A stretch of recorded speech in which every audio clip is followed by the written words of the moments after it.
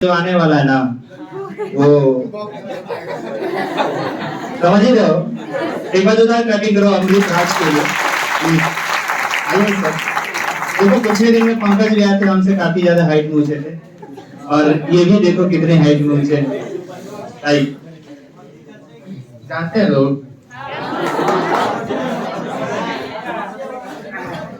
क्या कुछ बोलना है ना। आज आपको माइक करा दे, अब हम बैठ जाते।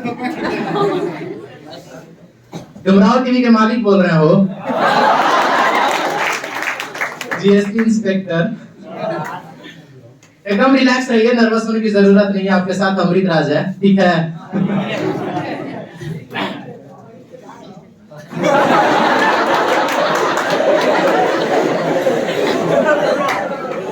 तो फाइनली क्या बोले, मतलब थोड़ा सोचने दीजिए। अपना थोड़ा सा बताइए तो कैसे आगे बढ़े।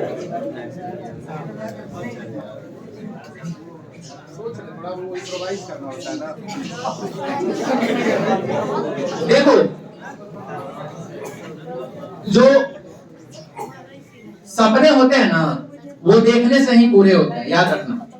एक्चुअली मुझे एक दिन याद है मेरे भाई कि जब हम, शायद विश्वजीत सर को नहीं याद होगा कि वो किताब राकेश यादव क्लास नोट्स, उस पे लिखा हुआ था उनके नीचे एक्साइज इंस्पेक्टर। हम पूछे इसे यार सर ये एक्साइज इंस्पेक्टर क्या होता है सर, याद है आपको? कुछ पार्टी वार्टी का माहौल था, पूरा सजावट हो रहा था, तो कुछ बताए। हम बोले कि सर ये हम आपको निकाल के दिखाएंगे। आज से 3-4 साल पहले जब एसएससी सीजीएल का प्रिपरेशन नहीं करते थे तो ये बोले ठीक है निकाल लीजिए, मेरे तरफ से पार्टी है आपको। और उस समय मैंने जो सपना देखा, और एक होता है ना कि जिस दिन रिजल्ट आया B23 एक्साइज इंस्पेक्टर, एक्साइज को जीएसटी भी बोला जाता है मेरे भाई, ठीक है। और डीसीसी जो है यहाँ पर हम अपने अगर बारे में बोले तो यहाँ से मैंने कंपटीशन क्या होता है ये सीखा है। यानी कि हमको पता चला कि जब टाइम एंड वर्क का हम पहला टेस्ट दिए, जब देख रहे हैं कि पूरा तैयारी की है, पूरा मेहनत की है, और देख रहे हैं सामने वाला एग्जाम में जब बैठे इनके टेस्ट में, हम अभी 2 ही क्वेश्चन मैंने सामने वाला 10 बना दिया, एंड मेरा वो पहला बार था। फिर धीरे धीरे कोशिश की है, ठीक है। और शुरुआती दिनों में मुझे पता चला कि कंपटीशन क्या होता है। समझ रहे हो कि नहीं समझ रहे हो? और कॉपी छीना गया था मेरा, हम इसे काफी गुस्सा है। बेइज्जती और इंसल्ट हमेशा याद रखना चाहिए, याद रखना, ठीक है। वही इंसान को आगे बढ़ाता है। यार डीसीसी से कई बार अमृत क्लास से बाहर जाइए आप, पूरा याद है। अब एक लड़की खाली कंप्लेन कर दी सर ये लोग बात कर रहे हैं, आप दोनों लोग बाहर जाइए, चलिए। और मुझे वो भी दिन याद है कि डीसीसी से मैं बाहर गया था और खेत में जाके बैठ के सोच रहा था यार अब तो बेइज्जती हो गया है। इस दिन को भूलना नहीं है यार। अगले दिन सर घर पे आके शायद उसी, सोच लो इतना बड़ा इश्यू हो गया था कि घर पे इनको आना पड़ा था। और ये तो एक बात बता रहे हैं, किसी के घर कंप्लेन जा रहा है, इसका मतलब उससे रिश्ता बहुत ज्यादा गहरा है, और उसको सही ट्रैक पर लाना जरूरी है। और ऐसा नहीं कि ट्रैक से भटके हुए लोग थोड़ा बहुत क्या कहे। अच्छा हम ये बोल दें कि लड़कियां सही है लड़के गलत है, तो कहना गलत है। लड़कियां गलत है, लड़के सही भी हो सकते हैं वहाँ पे। एक्चुअली डिस्कशन ये हो रहा था कि अपना मैथ पढ़ा रहे थे, ठीक है, और हम अपने दोस्त से बात करते हैं करोड़ रुपया कैसे कमाया जाए। मतलब क्या ऐसा हो कि 1 करोड़ रुपया आ जाए बैंक बैलेंस, तो वो अपने आपस में बात कर रहे थे लोग। तो कोई लड़की थी, सुन ली कि सर ये लोग बात कर रहे हैं, बस इश्यू हो गया था। और एक बेइज्जती हमको और याद है डीसीसी में, वो हालांकि बहुत ज्यादा, आज तक तो उसको हम भूले ही नहीं। I have never forget that moment in my life and I will never forget. इनका प्रोग्राम था, ठीक है, सिलेक्शन वाला। इनको नहीं याद है, वो आपसे रिलेटेड है ही नहीं, वो मेरी बेइज्जती है जो मैं हमेशा याद करके रखता हूं। एक्चुअली प्रोग्राम होता है तो मेरा शुरू से सपना होता है कि मैं वहां पर क्यों नहीं हूं, शुरू से ही। मतलब हमको लगता है ना कि कोई अगर करोड़ों रुपया कमा रहा है तो हम कहीं नहीं कमा रहे हैं, वो मेरा आदत होता है। और जैसा परिवेश में रहोगे वैसा ही बनोगे। समझ रहे हो कि नहीं समझ रहे हो? जैसा हम लोग का एनवायरनमेंट होता है ना भाई साहब, अगर आप सपोज करो कि आप यहाँ पे हो, आपके आसपास के जो दोस्त हैं वो अगर 20,000 रुपए महीना कमा रहे हैं ना, तो लिख करके ले लो आप भी 20,000 तक सीमित रहोगे, ठीक है। अगर उस पर्सन से दोस्ती करते हो जो करोड़ों रुपया कमा रहा है, तो आपको इतना सारा आइडिया मिलेगा ना कि आप अगले दिन अगर उसके साथ रहोगे तो आप कभी ना कभी अपने लाइफ में उतना कमाना सीख जाओगे, याद रखना। तो ये होता है अपना परिवेश, यानी कि आप देखो कि आपकी संगत कैसे लोगों से है। आप कितने भी आपका लेवल डाउन है ना मेरे भाई, और संगत अगर उस लोगों से रखे हो जो अपने आप में एक ब्रांड है, जो अपने आप में मतलब एक होता है ना कि भाई साहब इसका होगा सिलेक्शन, वैसे अगर परिवेश में रखो तो उसका भी होगा और तुम्हारा भी होगा, साइन मार के दे देंगे। ठीक है, अब ऐसे लोगों के साथ रहोगे जो एकदम क्या बोलते हैं लफुआ, ठीक है, घंटा फर्क नहीं पड़ता बस दिखाने के लिए, तो फिर भाई साहब सोच लो फिर। तो मेरा शुरू से बचपन से ही भगवान ने ऐसा माइंड बना के रखे हैं कि हम अच्छा और बुरा में फर्क करना जानते हैं। समझ रहे हो नहीं समझ रहे हो? कितने लोग हमको जानते हैं, हाथ उठाइए तो एक बार।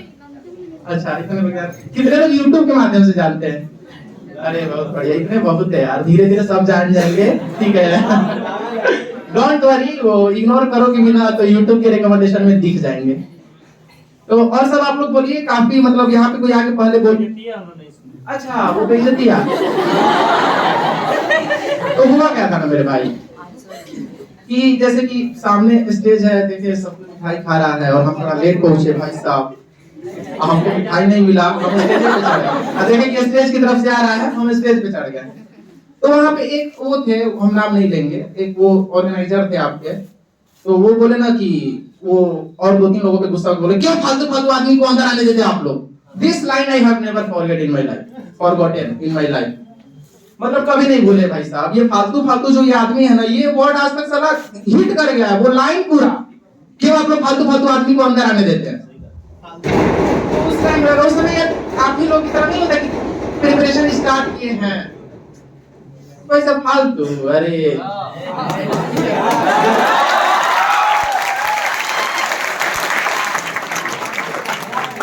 तो अपनी बेइज्जती याद रखनी चाहिए। और सब आप लोग पूछिए, आपको जो पूछना है एकदम कंफर्टेबल रहो, पूछो आप लोग। मुझे पता है कि आप लोगों में से क्यूरियोसिटी होती है बहुत कुछ जानने की, आप लोग पूछ लो। वो मोटिवेशन था, बेइज्जती नहीं था। हाँ हाँ, वो मोटिवेशन था।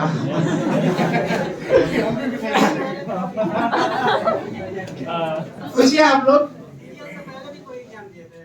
अरे भैया 7-8 बार 6 CHSL दिए थे, जानते हैं, 4 बार। ठीक है, MTS में 1 बार। सबसे गंदा फेज देखिए, 18 से प्रिपरेशन स्टार्ट किए थे। ठीक है, सबसे गंदा फेज मेरी लाइफ का 19 रहा। सीजन 19 में भी फेल हो गए, डॉक्यूमेंट वेरिफिकेशन में कहीं भी नहीं किया, नंबर कम था। CHSL 19 में कट ऑफ भी नहीं क्लियर हुआ और MTS में 0.3 नंबर से रहा। ठीक है, तो फेल होना मतलब कि हमको और गुस्सा और एंगर से भर जाते हैं कि ठीक है फेल हुए हैं, ये भी एक प्रकार का बेइज्जती ही है। इससे हम एक्चुअली प्रिपरेशन करेंगे CHSL का, बट नहीं होता यार कि CHSL में फेल होते होते माइंड से इतना बढ़ने लगा, इतना एक्सपीरियंस होने लगा कि फिर CGL सेकंड अटेम्प्ट में अपना क्रैक किया। क्या कमी थी उस वक्त? भाई साहब बहुत कमी थी यार, पूछो मत। वही कमी थी कि जब भी मॉक लगाने बैठते हैं और एग्जाम में बैठते हैं तो आप लोग देखते होंगे कि एग्जाम में नर्वस ज्यादा हम लोग हो जाते हैं। क्वेश्चन आता है, दिख रहा है कि क्वेश्चन यार सामने है, हमसे ही बना का है नहीं, एग्जाम से बाहर आके आंसर कहते हैं तो सब बना के रख देते हैं। तो वहां पे ये कमी हम देखें कि कैलकुलेशन स्पीड मैथमेटिक्स में कमी है, यानी कि हम लोग समय को ज्यादा हावी होने देते हैं अपने ऊपर। जब भी मॉक लगाते हैं ना तो ऐसा लगता है कि समय को नहीं देते हम लोग प्रायोरिटी। जी देते कि नहीं देते? तो यही दिक्कत है। तो हमने क्या किया कि ठीक है, हम यानी कि टाइम अगर हमको अगर पैनिक कर रहा है तो बेहतर यही है कि अगर मेरे को मैथ में 30 मिनट लग रहा है 25 क्वेश्चन बनाने में, तो बेहतर यही इतना ज्यादा कैलकुलेशन कर लो, इतना ज्यादा फास्ट कर लो कैलकुलेशन, ठीक है, कि अगर तुम पैनिक भी हो जाओ ना, तुमको क्वेश्चन तो समझ में आ रहा है, सबको क्वेश्चन समझ में आता है, बनता है आंसर में नहीं आता है, बनता है आंसर में नहीं आता है। तो दिक्कत यहां से शुरू होता था। फिर इस चीज को क्रैक करने के लिए कैलकुलेशन फास्ट किए, और अभी मतलब कैलकुलेशन तो बहुत फास्ट है भाई साहब। YouTube पे मैंने वीडियो डाला हुआ है, लगभग 3 लाख एक वीडियो पे 2.5 लाख लोगों ने ऑल ओवर इंडिया देखा है कैलकुलेशन को। माई कैलकुलेशन स्पीड खाली YouTube पे लिखोगे तो पहला वीडियो मेरा होगा, प्रमोशन नहीं कर रहे हैं। एक बात हमेशा याद रखना, अपने आसपास वाले लोग अगर बढ़ रहे हैं तो उनको और प्रमोट करना चाहिए बढ़ने के लिए, और आप लोग कोशिश करो जाके सब्सक्राइब भी करो लोगों। अरे नहीं, ये सब मत करो, कुछ नहीं, हम आज तक नहीं बोले, शेयर मत बोलिएगा कभी, शेयर तो करना ही नहीं है, क्या जरूरत है भीड़ जुटाने का, जिसको आना होगा वो खुद आ जाता है। क्योंकि डेली मेरे 1000 सब्सक्राइबर्स ऐसे ही बढ़ते हैं। 1 लाख हम लोग क्रॉस करने जा रहे हैं विद इन, आपको लिख के देते हैं कि 10 से 12 दिन के अंदर में 1 लाख वी विल क्रॉस, मतलब आराम से वो क्रॉस हो जाते। तो जेन्युइन रहोगे ना तो दुनिया पूछेगी, याद रखना। सही बात। कि किसी से फिर कहने की जरूरत ही नहीं पड़ेगी। मैंने ऐसे सब कुछ भाई आप लोगों के डाउट क्लियर किए। आज एक गांव का बच्चा पढ़ना स्टार्ट किया है, गांव का बच्चा जो देखा है उसको भी लगता है कि हमको पता है सर कि गाइडेंस की कमी भी बहुत ज्यादा वो होता है, किसी को अगर गाइड आप ही लोग में से सब लोग सीजीएल क्रैक कर सकते हो, याद रखना। जो भी आपका सपना नहीं, जीडी हो गया, सीएचएसएल हो गया, एमटीएस हो गया, आपके अंदर ही पोटेंशियल है, बशर्ते कि आपको गाइडेंस चाहिए। ठीक है, सर पढ़ा रहे, सर अपना गाइड भी कर रहे हैं, समझ रहे हो ना, सब कुछ चाहिए लाइफ में। आप लोग अभी कुछ भी पूछ सकते हैं हमसे अगर पूछना चाहे तो। वही चीज है, कैलकुलेशन फास्ट किए मेरे भाई, ठीक है। अब बैठते थे तो अब थोड़ा सा स्किप करना, जैसे मॉक में क्या होता है कि आर्ट ऑफ स्किपिंग, लगता है अरे यार इसमें 5 मिनट वेस्ट कर दिए, साला इतना सारा क्वेश्चन आगे इजी था, छूट गया मेरा, इसको क्वेश्चन को ईगो पे ले लिया, हम इसको छोड़ के आगे बढ़ाते तो बन जाता, होता है ना ऐसा। तो ये सब चीजें हम इंट्रोस्पेक्शन किए, आत्मनिरीक्षण किए, मतलब सोचे कि आखिर मेरा मॉक में काहे नंबर कमा रहा है। होता क्या ना कि मैथ में हम लोग ठीक है मॉक दे दिए मेरे भाई, मैथ इंग्लिश रीजनिंग क्वेश्चन देखे, एक बार एनालिसिस के निकल गया आगे, फिर आगे चल के मैथ का क्वेश्चन आ जाता है, तो ऐसा लगता होगा ना यार फिर आ गया, थोड़ा सा एफर्ट ज्यादा लगता है, लगता है कैसे बनाए थे, ये भी कमी हो रहा था। तो इस चीज को बार बार जो क्वेश्चन मॉक में आने लगा ना, उसको नोट डाउन करें, जो भी हमको टफ क्वेश्चन लगता है, ठीक है, और उसको बार बार हम रिवाइज करने लगे, तब जाकर के हमको मॉक में धीरे धीरे प्रॉब्लम आने कम हो गए, ठीक है। चलिए अब आप लोग पूछिए जो भी पूछना है। अरे छोड़ दीजिए भाई साहब, क्या भाई, लाइफ में मेरे पास बहुत सारे कॉल्स आते हैं, सर जानते हैं, मतलब बच्चे या फिर बच्ची या फिर हम उम्र, वो लोग कितने लोग तो रोते हैं, बहुत सारे हमसे 28-28 साल के लोग का कॉल आता है और वो रो रहे हैं, इंग्लिश के बारे में बता रहे हैं डिमोटिवेशन वाला। डिमोटिवेशन पूछो ना भाई, तो अपने आप में एक मोटिवेशन बनो, you will have to feel strong, ठीक है। और याद रखना कि आप लोग प्रिपरेशन कर रहे हो मेरे भाई, ठीक है, आपका पड़ोसी भी प्रिपरेशन कर रहा है, ठीक है। तो अब इस सोच के चलो कि तुमको भी सिलेक्शन लेना है, जिस दिन रिजल्ट आएगा पता चलेगा कि उसका सिलेक्शन हो गया, तुम्हारा नहीं हुआ, और वो तुम्हारे पापा से अगर पूछेगा कि आपके बेटे का क्या हुआ, अब समझ जाओ कि ठीक है। तो ये सब भी सोचो कि अगर पड़ोसी शेर है तो तुम सावा शेर बनो।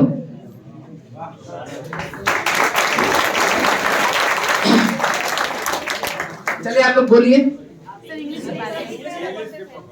हम इंग्लिश जो है ना भाई मेरे, सबसे पहले इसमें vocab section, reading section, grammar section, 3 section होता है, ठीक है। एक बात की गांठ बांध लो ना कि डेली हमको 25 से 30 मिनट रीडिंग सेक्शन पे काम करना है, रीडिंग करते करते और इंग्लिश के एनवायरनमेंट में आ जाते हो आप, ठीक है। आज जो भी देखो ग्रामर है, जो सर पढ़ा रहे हैं उसका नोट्स बना लो यार, उसके नोट्स को रिवाइज करो, खाली प्रीवियस ईयर उठाओ, जिस एग्जाम की प्रिपरेशन कर रहे हो ना, first of all you will have to finish previous year. समझ रहे हो कि नहीं समझ रहे हो? प्रीवियस ईयर पे ज्यादा काम करो, ये नहीं कि फालतू टफ क्वेश्चन बनाने लग रहा है। फालतू टफ क्वेश्चन बनाने से सिलेक्शन नहीं होता, यही तो समझना है। मैंने जो कहा कि यार एग्जाम है, प्रीवियस ईयर खाली ट्रेंड फॉलो हो रहा है, हम काहे नहीं प्रीवियस ईयर बार बार बनाए यार। तो प्रीवियस ईयर जितना पूछा है, चैप्टर वाइज में कंफर्टेबल हो तो चैप्टर वाइज खत्म करो, अगर मॉक के फॉर्म में कंफर्टेबल हो तो मॉक वाइज खत्म करो और एनालिसिस करो उसको, समझ गए। ग्रामर पढ़ो, मल्टीपल टाइम रिवीजन, जो भी वोकैब करते हो आप लोग डेली वोकैब लर्न किया जाता है, रट्टा ठीक है, जिस थोड़ी की रट्टा मारेंगे यार। वोकैब का मतलब एक वर्ड है, उसका एक्सप्लेनेशन है, एक एग्जांपल, कहानी खत्म। हाँ बोलिए भाई। और कोई सवाल है किसी का? हाँ बोलिए। लिटी की तैयारी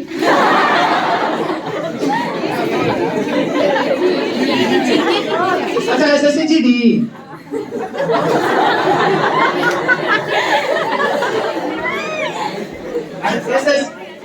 एसएससी जीडी का हम मॉक दिए थे कुछ टाइम पहले, मतलब 10-15 दिन पहले, इसी देखने के लिए बच्चा लोग बोल रहा था कि वीडियो बनाइए। तो भाई क्वेश्चन तो इजी आता है और एकदम मतलब समझ जाओ ना कि सीएचएसएल और सीजीएल का जो लेवल होता है उससे तो काफी है, वो मतलब उसके वो लेवल है, ठीक है। जो अपना प्रिपरेशन कर रहे हो ना मेरे भाई, उस देखो माइंडसेट बड़ा रखो, जितना बड़ा सोच सकते हो उतना ही बड़ा सोचो। और तुम लोग सीजीएल का सोच सकते हो, आराम से सोचोगे तो जीडी अपने आप निकल जाएगा। सीजीएल का सोचिए, सीएचएसएल अपने आप निकल गया। सीएचएसएल का जो मेरा डॉक्यूमेंट वेरिफिकेशन छोड़ दिए, इसलिए छोड़े ताकि वो सीट किससे हो तुम्हें, समझ रहे हो? तो ऐसे करो। चलो और कोई किसी को कुछ नहीं ना पूछना है। Wish you all the very best, ऐसे ही पढ़ते रहिए आप लोग, ठीक है। और जहां पे जरूरत पड़ेगी हम लोग आपके साथ हैं, ठीक है। Thank you.